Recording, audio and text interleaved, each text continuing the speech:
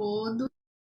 Um grande prazer estar aqui de volta nessa quinta-feira, dia 25 de fevereiro. Bem, ontem nós tivemos uma live maravilhosa com a professora Heloísa Pancotti, que nos trouxe, nossa, muitas informações e questões para a gente poder repensar e receber aqui em nossos escritórios. E hoje nós vamos ter a presença do professor Dr. Tiago Kidrick, que daqui a pouquinho ele deve estar chegando, e nós vamos falar sobre o nosso tema ele já chegou, vou acenar aqui e vou chamá-lo.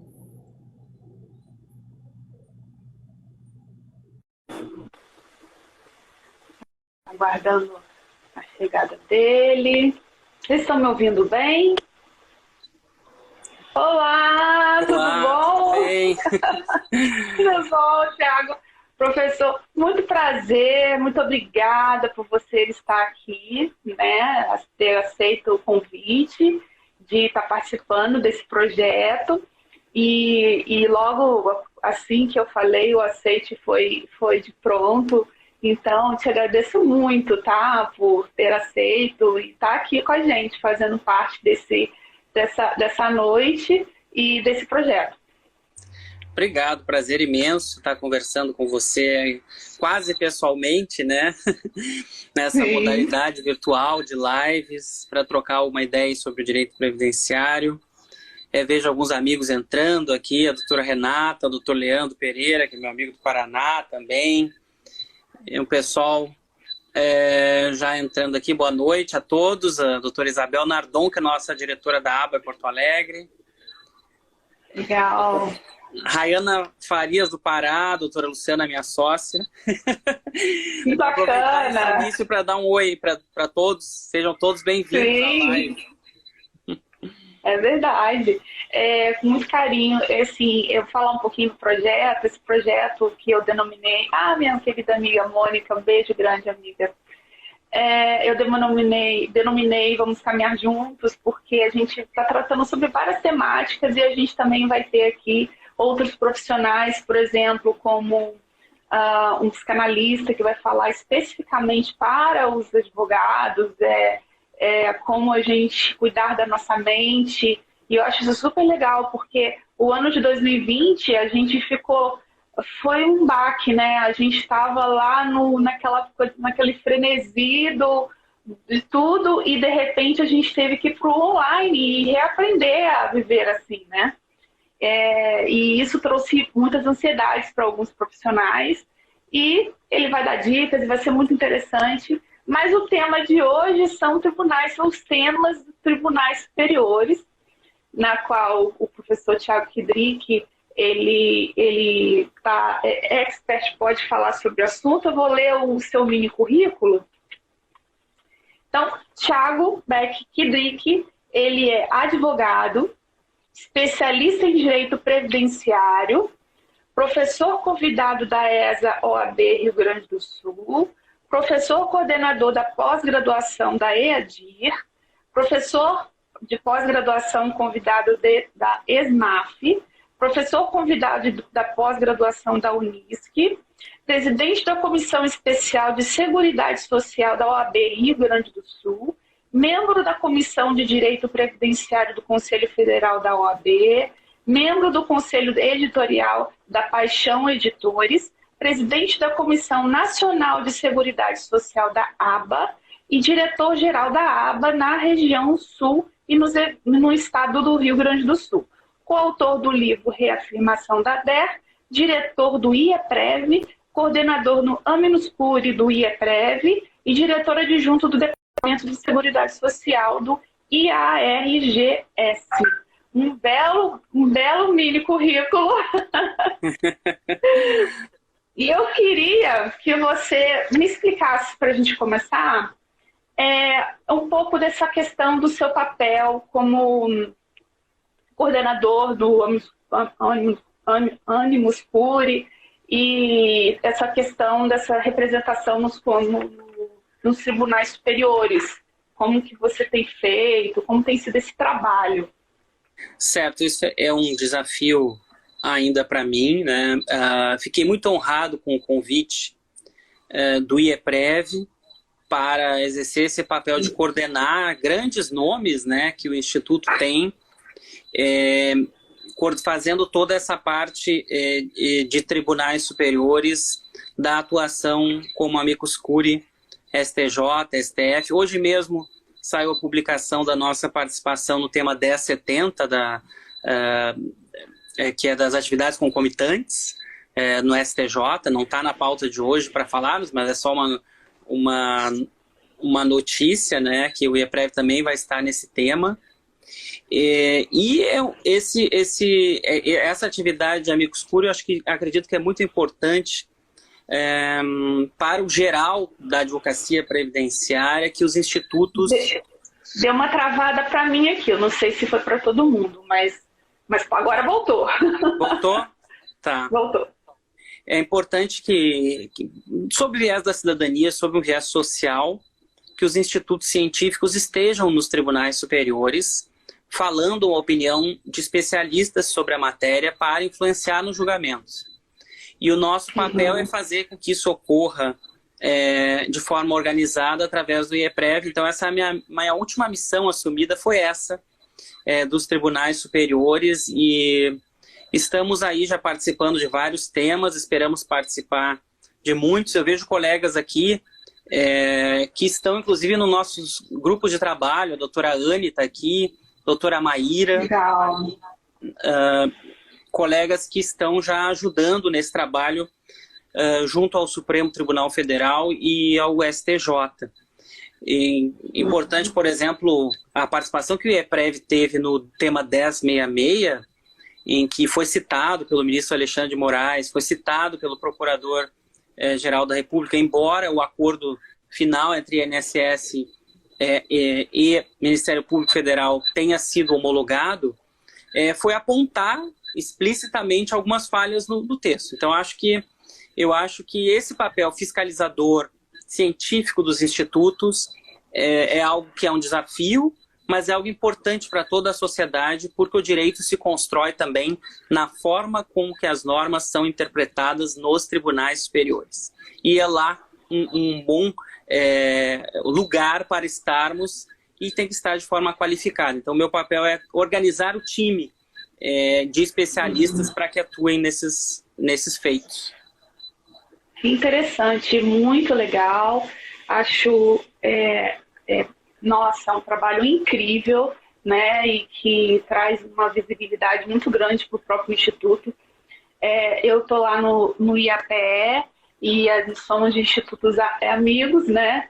E como é bom a gente poder trocar essas afinidades e essas ideias. E essa participação nos tribunais superiores, sem dúvida nenhuma, eu acho que é um dos principais que devolvem também a questão da democracia, né? Da gente poder participar, ser partícipe daquilo que está sendo decidido ali, né? Das questões e apresentações, né? E para a gente começar, eu queria que se a gente pudesse falar sobre o tema 1011 do STJ, que, na verdade, teve uma decisão, parece que dia 22, né? Segunda-feira.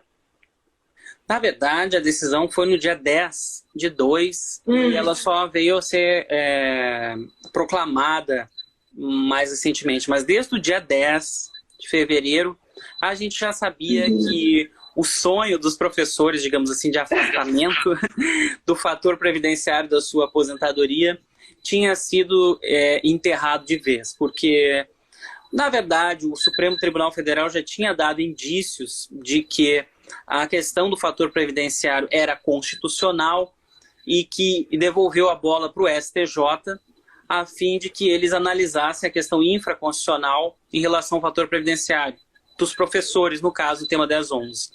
Tínhamos pouquíssima esperança e o tema 1011 com certeza só veio a confirmar o que a advocacia previdenciária já esperava. Incide o fator previdenciário para os professores, né, a aposentadoria do professor É claro que essa aposentadoria anterior à emenda constitucional 103 de 2019, ou seja, aquela que tinha o fator previdenciário previsto, né? Porque agora a aposentadoria na nova previdência do professor é aquela graduação percentual conforme o tempo exercido, uma espécie de aposentadoria diferenciada dentro da regra geral da nova previdência. Então, tema 10.11. Incide o fator previdenciário naquelas aposentadorias do professor. Por favor, parem de entrar com as revisionais pedindo para tirar o fator previdenciário do professor. Eu até destaquei aqui na matéria que diz assim, a aposentadoria do professor é espécie de aposentadoria por tempo de contribuição com redução em 5 anos do tempo de contribuição, não sendo aposentadoria especial. A natureza de aposentadoria por tempo de contribuição não autoriza afastar no cálculo o fator previdenciário. Isso aqui fez parte da decisão desse tema 10.11. E assim, os professores, eles sempre tinham a esperança, né? De que não incidiria essa questão do fator previdenciário. Olha, e justo, né? Não sei. É verdade. Eles tinham, mas eu confesso aqui, eu vou confessar aqui no teu programa que eu não entrei com nenhuma ação dessas. Porque eu nunca tive a esperança que fosse dar certo. Mas, né? Também não fiz. Se tentou e não se levou, né? Professores, fator dentro da regra da Previdência antiga. Exato. Temos aqui um outro tema muito interessante sobre a reafirmação da DER. E aí, gostaria que você falasse um pouco do que significa isso. Algumas pessoas aqui são iniciantes, pelo menos no meu canal eu tenho aqui pessoas que estão na graduação e jovens recém-formados. Então, assim, eu queria que você explicasse para esse pessoal que pode não estar aqui, mas vai assistir depois, o que significa, de fato, a reafirmação da DER e o que significou esse julgado. Certo. A reafirmação da DER é um instrumento de flexibilização que é utilizado para alterar a data de início dos benefícios. É um instrumento para flexibilizar a data de início do benefício previdenciário. Na esfera administrativa, ou seja, muda a data em que o início do benefício vai ocorrer, tá? Isso dentro do processo administrativo ou do judicial. E muda em duas oportunidades. Ou quando a pessoa precisa para fechar o tempo, que o benefício caminhe no tempo, a pessoa continuou trabalhando, continuou pagando. Então, tem fatos supervenientes que vão somando contribuições a ela. E ela entrou um período antes de possibilitar a sua aposentadoria. Se faz a reafirmação da DER, encaixa o benefício com ela. Ela fechou nesse momento. Então, apesar de eu ter entrado antes com o pedido administrativo, eu consigo aposentar a pessoa no andar da carruagem. E a mesma coisa na via judicial. Isso em uma modalidade de reafirmação da DER, que é para conquistar o benefício. Mas existe a reafirmação da DER positiva, que é para melhorar o benefício. Você já vai ganhar o seu benefício, mas o seu benefício pode ser melhor, porque continuou andando o processo administrativo ou judicial e a sua condição para um benefício ficou melhor. E eu destaco essas duas hipóteses, né, essas duas naturezas da reafirmação da DER no livro que eu tenho, que é sobre esse assunto. Também foi monografia que escrevi também sobre esse assunto, né, e o livro escrevi em parceria com o Dr. Alexandre, que é um colega meu aqui do estado do Rio Grande do Sul. Pela... Deixa eu ver LTR. aqui. LTR. Pela LTR. Ótimo. Agora a gente está preparando a segunda edição do livro, né? Em breve vamos ter a segunda edição, e agora muito felizes porque o livro teve o reconhecimento do próprio STJ ao citar como doutrina, né? Ao citar como referência doutrinária para explicar a reafirmação da DER, citaram o nosso livro no julgamento do tema 995. Então isso nos deixou muito felizes, né? esse reconhecimento do STJ da nossa tese, da nossa exposição, e vamos fazer, estamos já terminando a segunda edição desse livro, né? Aqui temos a presença de um diretor da OAB do Rio Grande do Sul, um querido amigo, o Dr. André Luiz Sontag, é nosso tesoureiro, professor, aqui no Rio Grande do Sul, está aqui presente. A doutora Cartier também, nossa membro da comissão, a doutora Estela Franco, uma grande advogada aqui do Sul, também presentes. Um abraço a todos. Então, eu falava então sobre a reafirmação da DER, você perguntou então o que era a reafirmação da DER, né? Mas eu poderia falar a live toda sobre a reafirmação da DER, porque tem muita coisa para dizer. Mas o tema 995 acabou reconhecendo a possibilidade da reafirmação da DER na via judicial, sendo possível de ser feita nas duas instâncias ordinárias, primeira e segunda instância, então na terceira instância não vai ser possível, mas a gente, antes do julgamento do tema, tinha o risco de não ter nenhuma reafirmação da DER, né? De não deixarem, pelo princípio da estabilização da demanda, que depois da inicial, depois da citação, se modificasse de alguma forma o pedido. Mas acabamos tendo a reafirmação da DER consagrada, possível, nas duas instâncias, e vários outros detalhes que podemos falar aqui. Tem até um colega já perguntando sobre os efeitos financeiros da reafirmação da DER, né, o Jonathan. Jonathan, na reafirmação da DER judicial, os valores retroativos nós temos que separar em duas hipóteses. Quando os requisitos foram preenchidos dentro da ação judicial, isso o STJ foi bem claro ao citar, é daquele momento em que preenchidos os requisitos, porque ocorreu dentro da ação. Então, eu entrei com a ação, teve a citação, depois eu atingi o direito à reafirmação da DER. Daquele momento é que vai contar o retroativo na reafirmação da DER judicial, quando a gente preenche os requisitos no curso da ação. Porém, na reafirmação da DER judicial, mas que eu preenchi os requisitos antes do ajuizamento da ação, não está pacificado ainda, porque o STJ não afetou, então no julgamento do 995 ele não afetou expressamente este período. Mas já tem julgados de dezembro de 2020 do STJ, dizendo, da mesma forma que a TNU, que se conta a partir, os efeitos retroativos a partir da citação. Pesquise aí um julgado, inclusive do Mauro Campbell, como relator, de 2020, dezembro. O TRF da 4ª Região, Lilian, tem feito uma distinção importante, que eu acho que vai influenciar também nessa reafirmação da DER judicial, mas com a perfectibilização anterior, que é a seguinte: se eu implementei os requisitos depois de terminado o processo administrativo, aí se conta do ajuizamento ou da citação, conforme eles forem pacificar. Mas se eu preenchi os requisitos no curso do processo administrativo, antes dele ter terminado, aí é da data em que eu implementei os direitos dentro do processo administrativo. Eu sei que isso é complexo, mas quem ficou com dúvida depois vai ficar gravado, né? Volta e ouve de novo, que aí vai entender. Só ouvir de novo. Mas foi bem claro, bem interessante essa questão, essa temática dessa questão da reafirmação da DER. Temos outro tema aqui. O Jonathan respondeu ali que foi esclarecido, tá? Então, bom. Ah, que bom. Bom, pode mandar perguntas, pessoal. Eu tô de óculos, mas eu sou meio cegueta. Eu preciso confessar. Então, assim, eu tento olhar, assim, mas assim, essas letrinhas, gente, eu não consigo ler, juro. É muito pequenininho. Deixa eu até chegar para cá, deixa eu chegar para baixo aqui, ó. Ah, agora eu fui.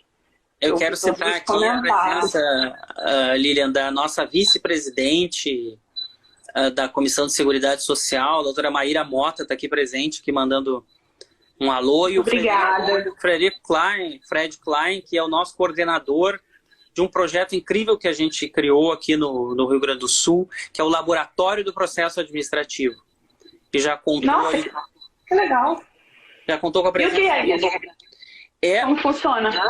É um grupo de estudos avançados, sim, mas ele tem o viés de assessorar a comissão para a atuação prática da gente nas melhorias do processo administrativo no Brasil.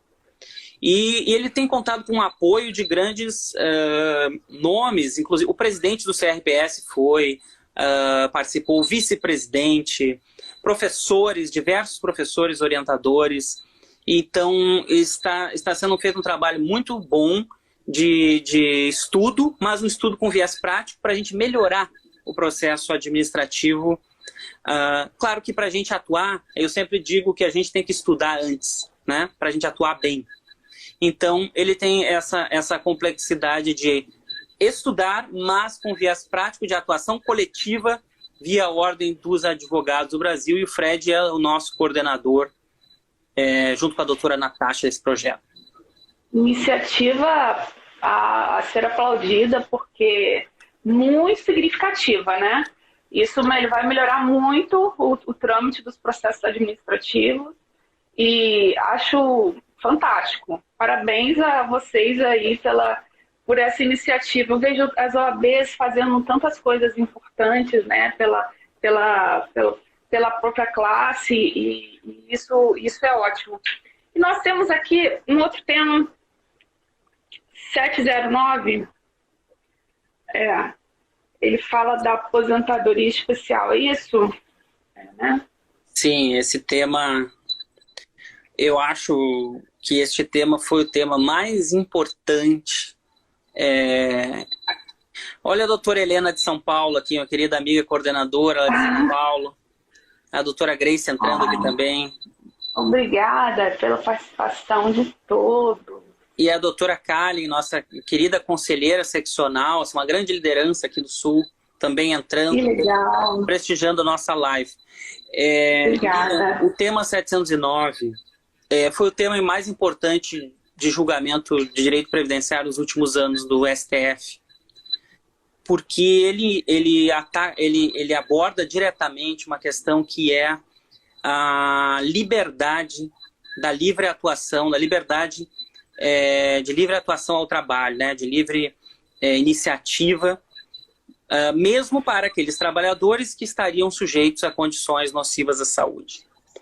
Veja que o TRF aqui da 4ª Região entendeu e tinha pacificado a questão de que o trabalhador, quando ele é aposentado especial, ele por causa desse princípio de que o trabalho não pode ser restringido de cima para baixo, e que a lei veio a proteger o trabalhador, e a Constituição criou a aposentadoria especial para proteger o trabalhador, o TRF entendeu que não se poderia obrigá-lo a sair do trabalho, né, da 4ª Região.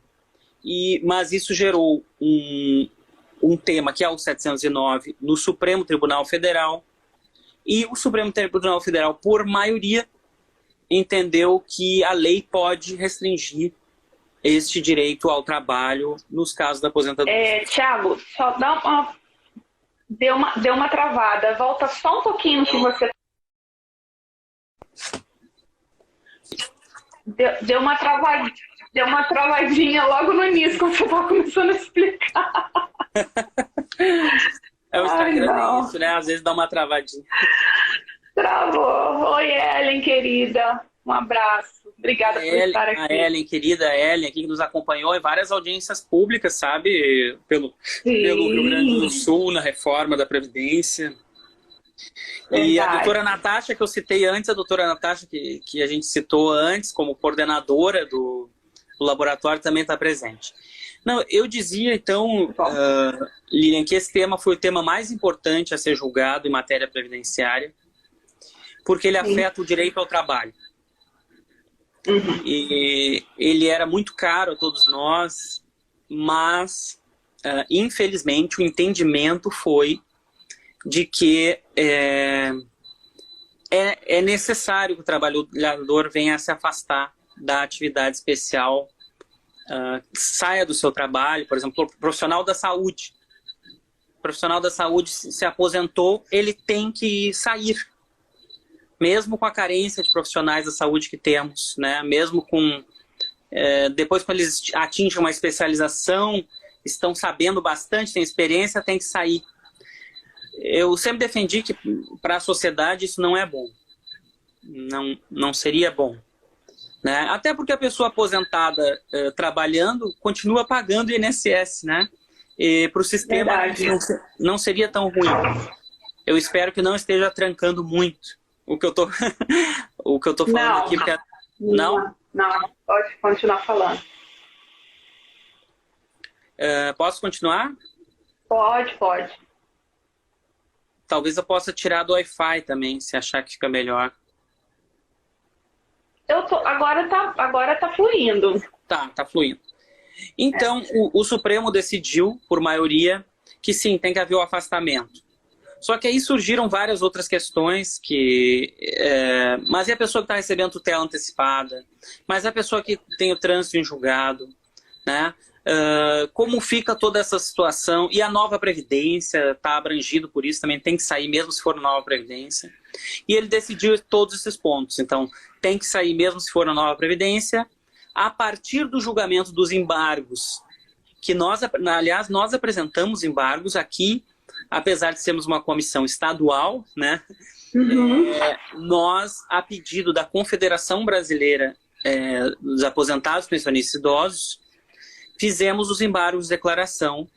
A COBAP pediu auxílio da comissão e a gente fez esses embargos. Eu inclusive, assinei, e foi a nossa equipe da comissão que né, depois de muitos debates, apontou os pontos que iam ser feitos embargos, e todos foram respondidos. Inclusive, se cessa ou suspende o benefício depois da pessoa continuar trabalhando. Suspende, não cessa. É que eu acho que esse que eu tenho aqui, que traz, inclusive, a modulação dos efeitos do acórdão embargado na tese da repercussão geral, essa decisão, né? Os embargos foram julgados em conclusão no dia 23 de fevereiro. Agora. Exatamente. Inclusive modulou esses efeitos de forma a preservar os segurados que tiveram o direito reconhecido por decisão judicial, transitado em julgado até a data do julgamento.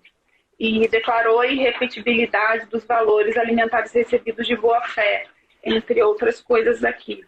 Realmente. Foi importantíssimo o julgamento desses embargos. Apesar da tese principal, o segurado não ter ganho, os embargos garantiram, pelo menos, a segurança jurídica de quem já estava recebendo, e garantiu isso até o julgamento dos embargos. Então, foi bem positivo, acredito, o julgamento desses embargos nesse sentido. Né? Porque eu estou sem ele aqui, mas você tem ideia de quando foi que começou esse julgamento? Como foi plenário virtual, ele iniciou no dia 12 de fevereiro e foi concluído no dia 23 de fevereiro. O último voto saiu um pouco antes da meia-noite. Tivemos apenas um voto divergente, foi do ministro Marco Aurélio Mello, que não concordava com a modulação. Mas os outros 10 ministros acompanharam o relator esse que é o ministro Dias Toffoli, e que respondeu todos os pontos que a gente levantou. Né? Esse entre suspensão e cessação, sabe que foi um ponto muito debatido entre os professores do direito previdenciário, porque muitos queriam que ficasse a questão da cessação. Mas o primeiro voto, né, quando ele julgou inicialmente o tema 709, ele sustentou no sentido da suspensão durante todo o voto, e no final ele falou a palavra cessação. Então a gente tinha uma falta de segurança jurídica muito grande. Agora ele esclareceu que é a cessação do pagamento. É a cessação do pagamento. Então, se você tem aposentadoria especial, volta a trabalhar, o benefício fica suspenso enquanto você está trabalhando. Claro, volta a trabalhar na atividade especial. E aí, quando parar, retoma o pagamento do benefício previdenciário. Ficou claro esse ponto. Interessante.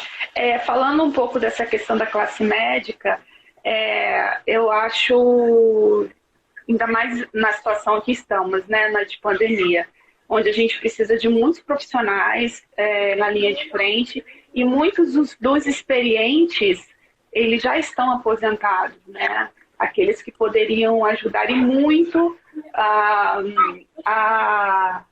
essa elucidação e e toda essa grande população que veio aí sofrendo com o Covid, né? Então, a gente percebe um número de médicos cada vez mais jovens, né? E porque os outros, eles vão realmente chegando ao momento da exaustão ali, em razão desse labor, e chegando à aposentação. Mas, de fato, eu achei interessante isso aqui, inclusive. Parabéns por essa questão desses embargos. E esses embargos foi agora também, super recente. Sim, os embargos que foram concluídos no dia 23 agora de fevereiro. Inclusive, aqui presente está a coordenadora adjunta do Grupo de Atuação Judicial, a Ariane Zanardo, entrou agora na nossa live, que ajudou também, entre os outros colegas que eu já citei, dentro desse trabalho, desses embargos aí. E também nosso presidente da Comissão de Direito Previdenciário de Minas Gerais, doutor Farlantes, também está prestigiando aqui, meu querido amigo. Muito obrigada pela presença de todos. Eu queria deixar registrado aqui também a presença da minha querida Antônia Ximenes. Ela é uma grande especialista em acidente de trabalho e limbo jurídico previdenciário na cidade do Rio de Janeiro. Quando você fala em limbo e fala em acidente de trabalho, não tem outra a não ser a querida Antônia Ximenes. Ela entrou aqui agora há pouco. Um grande abraço para ela. E Thiago, a gente tem o 1031, que fala da atividade do vigilante, né? Ótimo.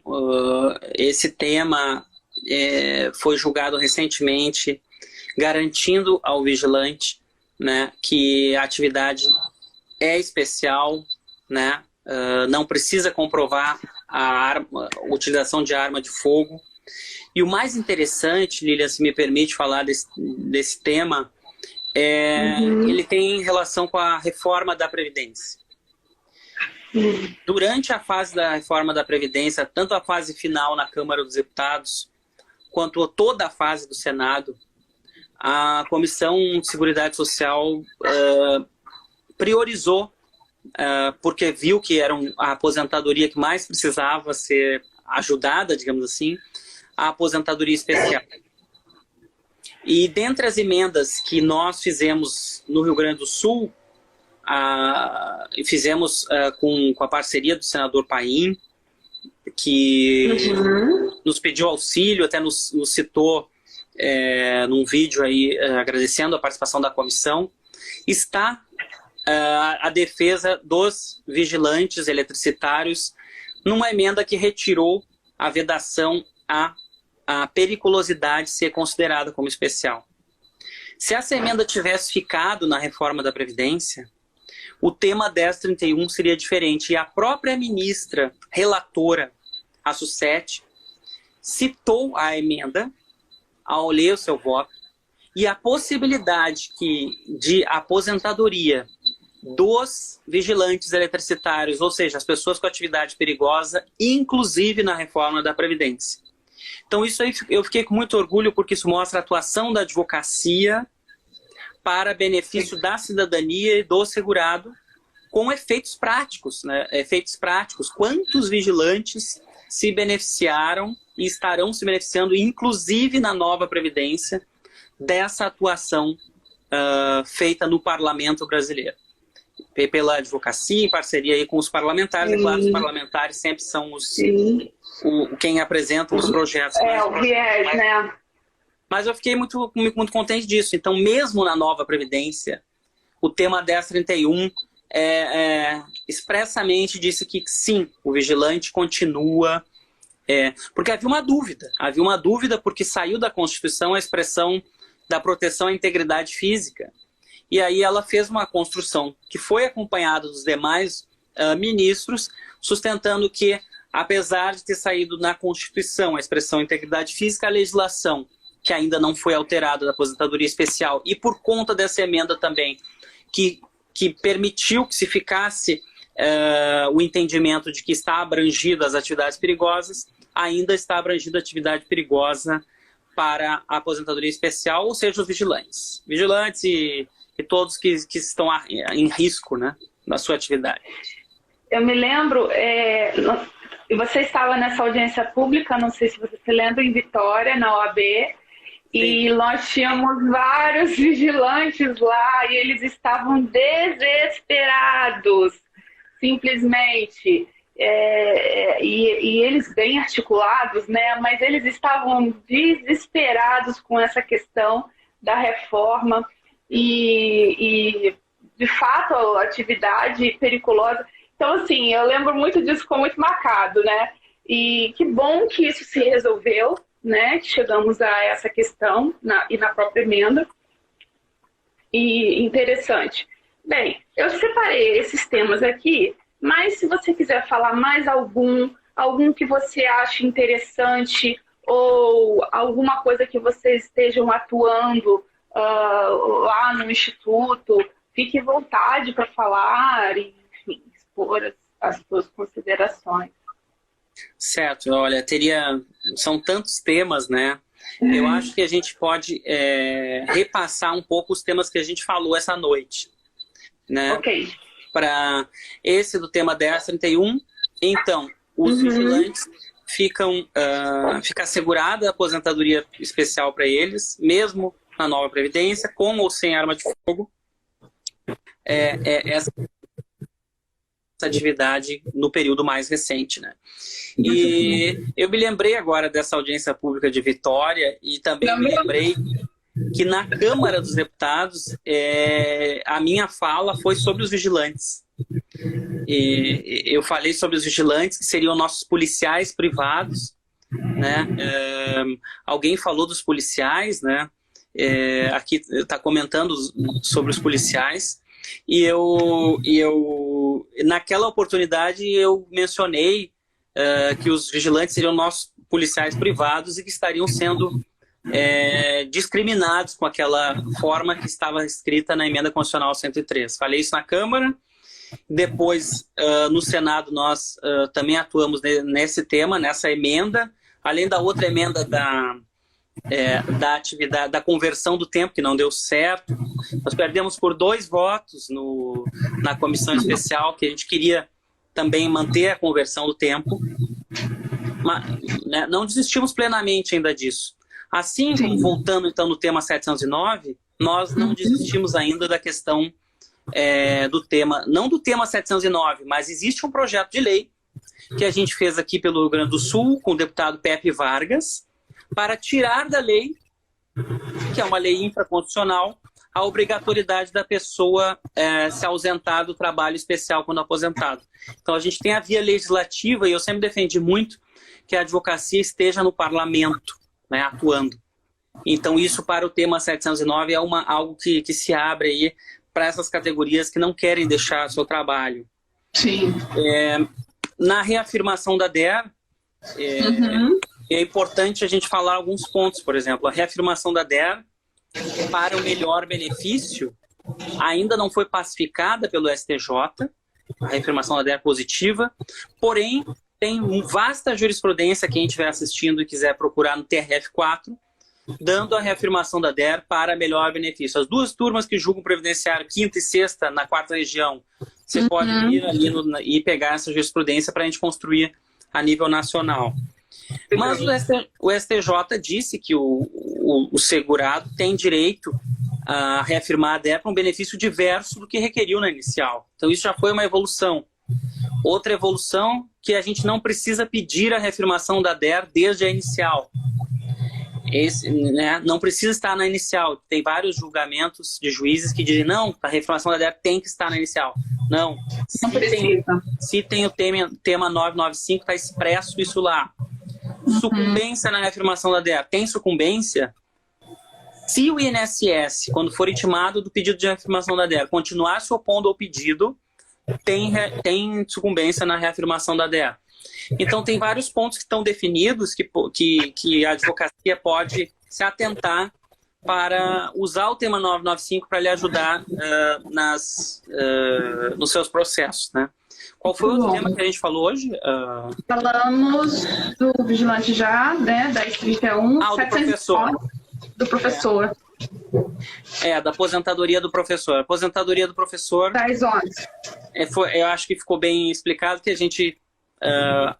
aliás, todas essas teses de afastamento do fator previdenciário, né, já foram bem refutadas e acho que não vale a pena a gente ficar batendo. Olha, tá aqui os colegas Everson Salem, Fernanda Valério, que é minha colega lá no IEPREV, o Everson Salem, que é o nosso presidente do CEPREV, e também secretário-geral da nossa Comissão de Seguridade Social da ABA, estão aí prestigiando. Obrigada, a presença de todos. Um privilégio, né, Thiago? Acho que são temas importantíssimos. Essa questão do próprio professor, né? Eu também não entrei com nenhuma ação com relação a isso, mas os professores, eles sempre tiveram a última esperança, aquela que morre, né? E foi. Mas o que a gente pode falar aqui? Hoje nós pedimos a entrada de amicus curiae no tema 1096, que diz respeito à aposentadoria por invalidez. Nós vamos atuar nesses temas. O 1096 é sobre o pagamento, tá, da aposentadoria por invalidez para o curador. Mas também a gente está atuando na questão dos 25%, né, o professor João Badari, que é também diretor do Instituto, já fez a manifestação para a garantia do acréscimo de 25% que existe para a aposentadoria por invalidez para as demais aposentadorias. É uma esperança muito grande nesse processo. Eu li bem o voto do STJ, entendo que foi muito bom, toda a citação, é uma aula, né? Essa questão da grande invalidez, o querido colega Luiz Vinícius aqui participando, foi uma verdadeira aula que o STJ deu no julgamento da grande invalidez, né? Falando de todo o aspecto que envolve esse tipo de situação, com doutrina internacional, com jurisprudência farta. Então está muito bem embasada essa tese. Agora, talvez, por conta da aplicação da teoria econômica do direito, no Supremo prevaleça a tese mais do interesse financeiro de economizar, né, infelizmente. Mas vamos ver. Vamos ver, porque a última vitória, digamos assim, de uma tese previdenciária no Supremo foi a ação do teto, que eu me lembro, que também foi muito bem construída, a revisão do teto, e essa da grande invalidez poderia ser uma vitória assim, da justiça social mesmo. Sim, eu acho que a grande invalidez para os demais benefícios é justifica-se, né? Porque os outros também alcançam a grande invalidez, e por que não, né? Enfim, por vários princípios, mas vamos ter esperança de que o Supremo entenda dessa forma, mas a gente vem vindo de decisões que acabam culminando com essa questão financeira, né? Não é a primeira e nem última em que a gente percebe que o STF acaba tomando por base nessa questão da fonte de custeio, enfim, uma série de coisas. Mas, de fato, seria uma entrega, de fato, da dignidade, da proteção social para todos os segurados, né? Da proteção, da dignidade, do mínimo existencial, enfim, dessa questão desse leque, desse guarda-chuva que eu chamo, que é a Previdência, que deve realmente cobrir todos os riscos. E aquilo que eu sempre falo, a sociedade é dinâmica. A gente ontem, conversando com a doutora Heloísa, a gente falando sobre os arranjos familiares, as situações vão se modificando e, óbvio, o que recebe aposentadoria por incapacidade permanente tem o direito aí, o benefício do acréscimo à grande invalidez, mas é aquele que tem outro tipo de aposentação e por que não receber, né? Eu acho que aí você traria a igualdade, enfim, a todos os demais. E não fere o princípio contributivo, né? Porque a pessoa que se aposentou por tempo de contribuição, olha, ela contribuiu para a Previdência, às vezes muito mais do que quem se aposentou por invalidez. Às vezes a contribuição foi muito maior, durante um período muito maior, e no momento que é necessário que isso seja estendido, pelo menos de uma forma isonômica, se recorre à letra fria, né, da lei para se negar. Então, acho que é algo muito bem embasado. Esse processo eu tenho esperança. Olha, eu também, eu acho que temos que ter, eu acho que se viermos a ter esse êxito, eu acho que vai ser uma grande vitória mesmo da entrega da tutela jurisdicional, da entrega da dignidade a todos os demais segurados. E como você disse, aquele que contribuiu por tempo, se aposentou por tempo de contribuição, ele contribuiu muito, infinitamente mais do que aquele que se aposentou por incapacidade permanente, né? Então, não faria tanto sentido. Mas, acredita quando que esse julgamento tenha esperança de quando? Não sabemos, ainda nenhuma movimentação assim, concluso, né? E também é recente, né? A gente, se for ver por uma antiguidade dos temas de repercussão geral, tem outros bem mais antigos que ainda não foram julgados. Esse é bem recente. Outro que é bem recente, que chegou bem recentemente no Supremo, é a revisão da vida toda, né? Aquela revisão da vida toda que passou pelo STJ, mas que... e aí esse eu não tenho palpite, viu? No Supremo Tribunal Federal. É uma questão mais técnica, não é tanto assim de uma necessidade humana fundamental tão latente quanto o da grande invalidez, né? Algo mais de contabilidade e de adequação do cálculo mesmo das aposentadorias. Então, apesar de ser uma construção muito bem feita, né, essa tese. Então, não tenho palpite, porque às vezes se vem um voto e desconstrói toda uma tese boa, utilizando, inclusive, expressamente, quantas vezes nós vimos os ministros utilizar a questão da teoria econômica e tal, que não seria possível para negar, né, alguma tese. Veja a questão da desaposentação, mesmo da decadência, foi expressamente no plenário falado sobre isso. Então, mas é outro recente que também muita gente tem esperança. Sim. E a esperança reside justamente no fato de serem só algumas pessoas, mediante cálculo, que comparam os dois cálculos, que têm direito a melhorar seu benefício com a revisão da vida toda. Isso também pode dar uma luz aí no fim do túnel. Exatamente. E eu acho que, assim, no escritório, muita gente tem me procurado para fazer essa revisão. E aí, cobrar um cálculo, né? Tem que cobrar o cálculo. Não sabe se vai vingar. Não sabe se vai, gente. É uma coisa que a gente não sabe se vai acontecer ou não. Mas vamos fazer o cálculo aqui e vamos ver o que vai acontecer lá na frente. E é isso. A gente, no direito, a gente vai fazendo construções ao longo dos anos e do tempo. Eu acho que a gente já fez tanta coisa, né, Tiago? A militância da advocacia já fez tanta coisa. Você vê o teu texto do teu livro citado numa decisão, então isso eleva a classe, né, da advocacia, entregando a ela, dizendo, olha, realmente vocês estão fazendo a jurisprudência, né?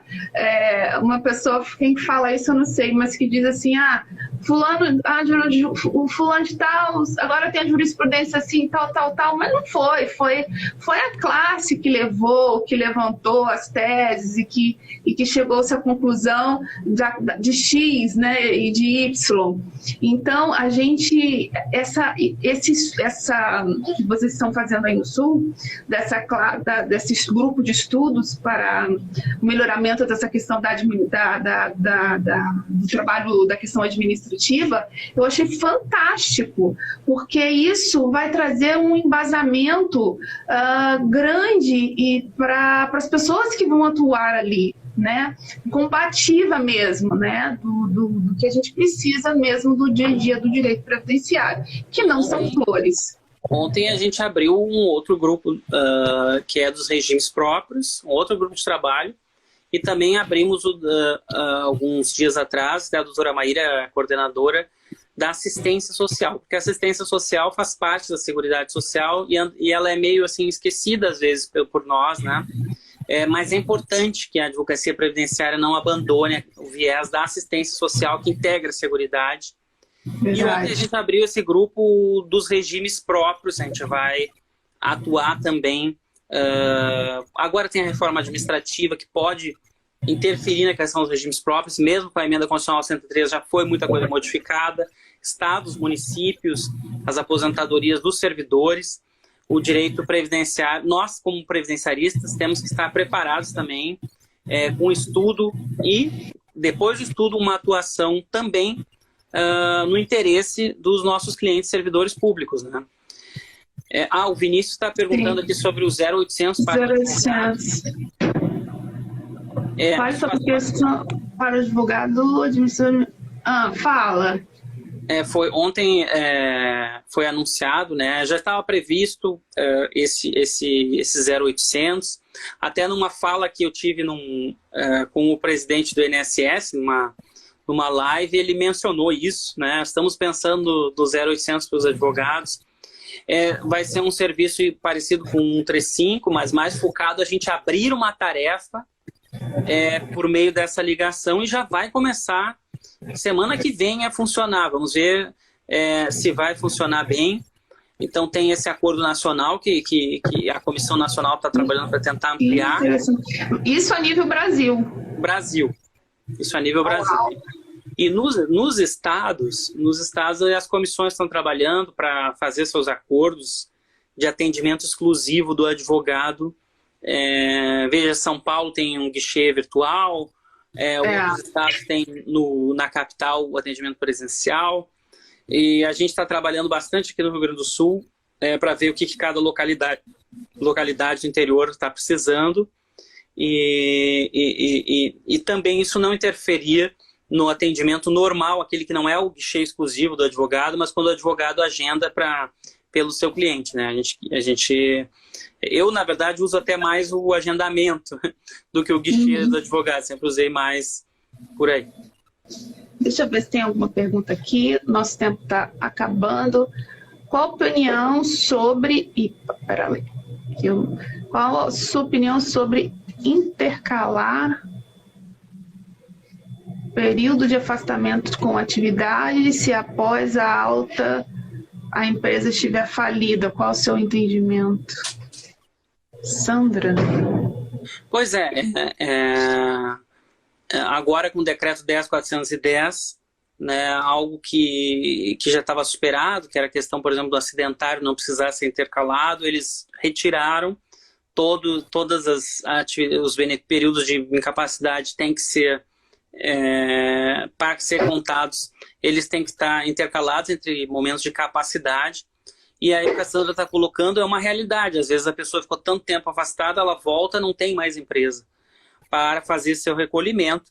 E o que a maioria dos advogados diz? Que a pessoa, então, apesar disso ser um problema bem mais complexo, que a gente poderia falar bastante sobre isso, né?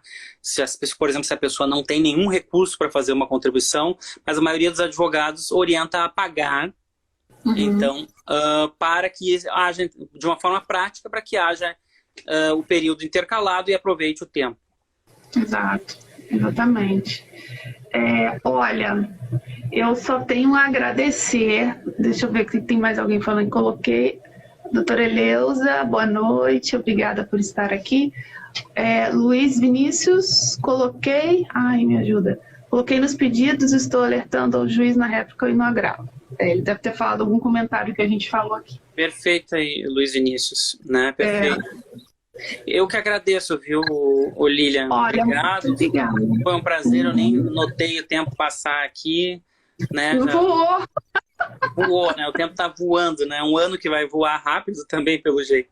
Obrigado a todos que assistiram e os que vão assistir aí na live que ficar gravado. Sim, sem dúvida. Agradeço imensamente. Foi um grande prazer revê-lo e falar com você. E você fala com muito cuidado, muito zelo e com muita maestria de todas essas temáticas. E foi uma fala muito importante. Agradeço.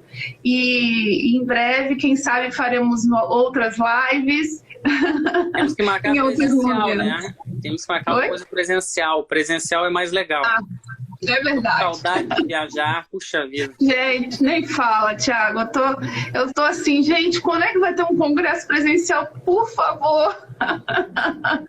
É mesmo. Não é? Mas com a vacina, quem sabe, né? Assim, a gente tá nessa expectativa, nessa esperança de poder estar em segurança, né? No segundo semestre. Segundo semestre, tomara que a gente consiga, então. Acho que a gente vai voltar naquela coisa toda que era antes, né? Vai pra cá, vai pra lá, vai pra cá, vai pra lá, e que dá saudade. Nada de novo normal. Vamos voltar mais antigo, melhor. Sim. Obrigado, viu? Muito obrigada, uma boa noite para você, boa noite a todos que nos assistiram, que nos deram audiência aqui. Fica aqui o meu convite, quem quiser me seguir lá no meu canal, aqui no meu canal, é só clicar o botãozinho de seguir e temos aí outros convidados à frente, a Adriano Bramante, temos mais quem? Vamos ter um jornalista muito interessante que vai falar sobre comunicação, como o advogado deve se comunicar. Bem interessante vai ser essa conversa com ele. Então, gente, muito obrigada. Thiago, um grande abraço, tá? Valeu. Até a próxima. Boa noite Tchau. a todos. Obrigado, Lilian. Tchau, Boa tchau. noite. Tchau.